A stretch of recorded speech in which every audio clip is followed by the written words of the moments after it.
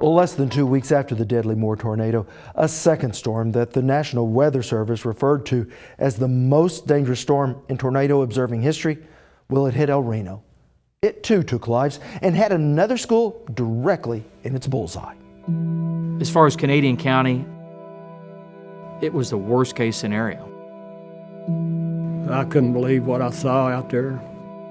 I had to stop and think, is this really happening?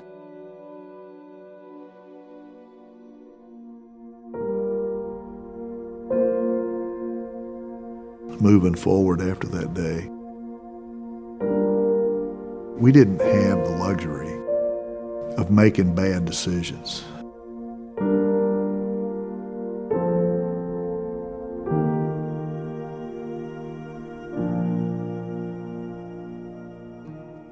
I think that this school's, in a sense, is a heart.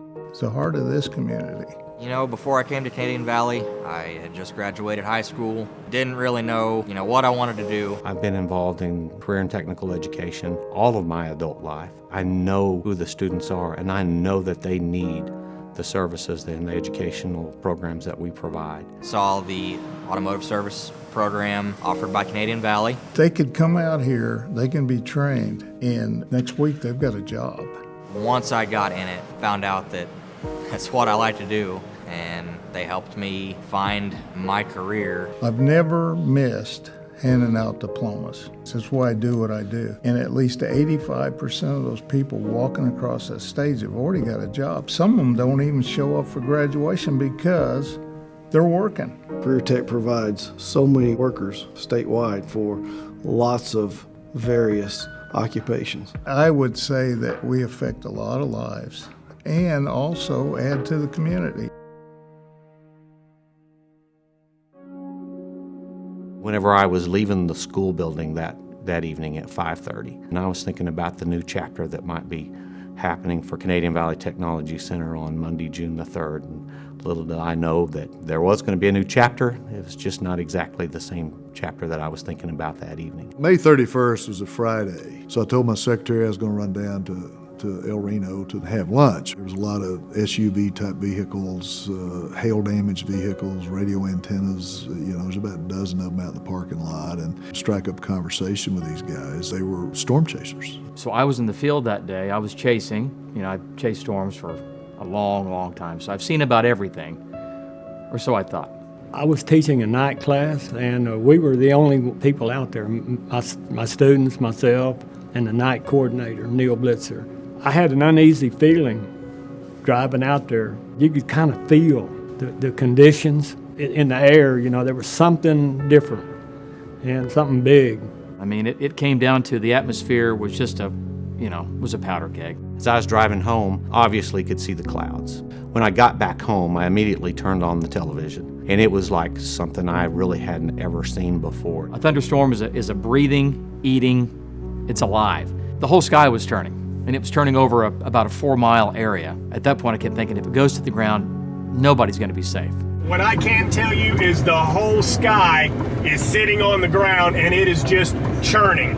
There were 3 gentlemen from the Weather Channel that were there, that the conditions are perfect for a big tornado today, and I asked them where, and they said, well, here.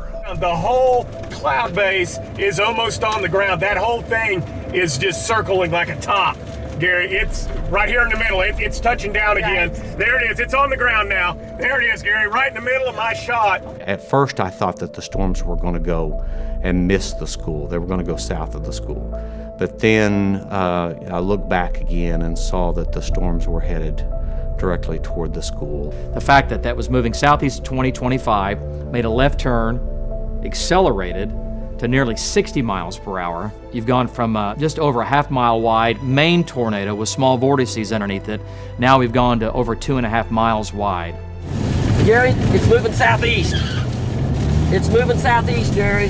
They said it was coming down I-40, so I went out and opened the door and looked out across the parking lot, and lo and behold, I could see the tornado coming right at us. Boy, there it is. It's multiple vortices again. There it is. It's on the ground again. Multiple vortices. I can see 3 funnels right now. So it looked like a merry-go-round. You have the center part, and then around it you had 7 other vortices, those are moving at 150 mile per hour ground speed. Don't mess around.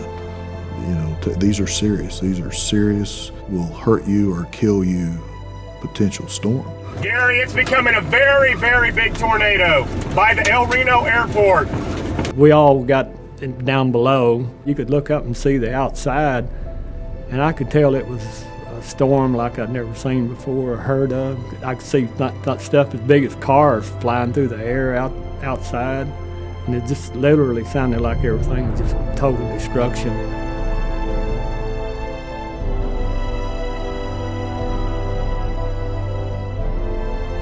Chased storms for 25 years. No one had ever seen anything like it. And the Canadian Valley Tech Center took a direct hit. When we return, picking up the pieces.